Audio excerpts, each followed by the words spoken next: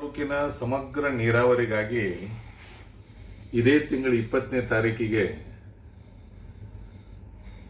ರೈತ ಸಂಘ ಹಸಿರು ಸೇನೆಯ ಗೌರವಾಧ್ಯಕ್ಷರಾಗಿರ್ತಕ್ಕಂಥ ಶಶಿಕಾಂತ್ ಗುರೂಜಿ ಅವರ ರಾಜ್ಯಾಧ್ಯಕ್ಷರಾಗಿರ್ತಕ್ಕಂಥ ಚೂನಪ್ಪ ಪೂಜಾರಿ ಅವರ ನೇತೃತ್ವದಲ್ಲಿ ರೈತರು ಬೃಹತ್ ಪ್ರತಿಭಟನೆಯನ್ನು ಮಾಡ್ತಾ ಇದ್ದಾರೆ. ಹುಕ್ಕೇರಿ ತಾಲೂಕಿನಲ್ಲಿ 3 ನದಿಗಳಿದಾವೆ, ಡ್ಯಾಮ್ ಇದೆ.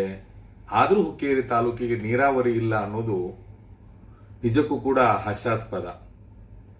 ನೀರಾವರಿ ಮಾಡಬೇಕು ಅನ್ನುವ ಕನಸು ಎಲ್ಲರಿಗೂ ಇದೆ.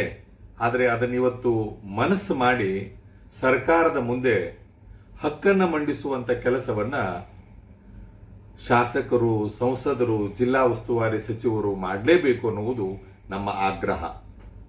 20ನೇ ತಾರೀಕಿನಿಂದ ರೈತರ ಹೋರಾಟಕ್ಕೆ ಬೀದಿಗೆ ಇಳಿತಾ ಇದ್ದಾರೆ. ತಕ್ಷಣದಲ್ಲಿ ಜಾಗೃತರಾಗಿ ಅವರ ಹೋರಾಟಕ್ಕೆ ಸ್ಪಂದಿಸುವ ಕೆಲಸ ಜನಪ್ರತಿನಿಧಿಗಳು ಮಾಡಬೇಕು. ರೈತರ ಹೋರಾಟಕ್ಕೆ ಸಂಪೂರ್ಣ ಬೆಂಬಲ ನಮ್ದಿದೆ. ಯಶಸ್ವಿಯಾಗಲಿ ಹೋರಾಟ. ಹುಕ್ಕೇರಿ ತಾಲೂಕು ಸಮಗ್ರ ನೀರಾವರಿ ಆಗಲಿ ಅಂತ ಹೇಳಿ ಸಂದರ್ಭದಲ್ಲಿ ನಾವು ಕೇಳ್ಕೊಳ್ತಾ ಇದ್ದೇವೆ.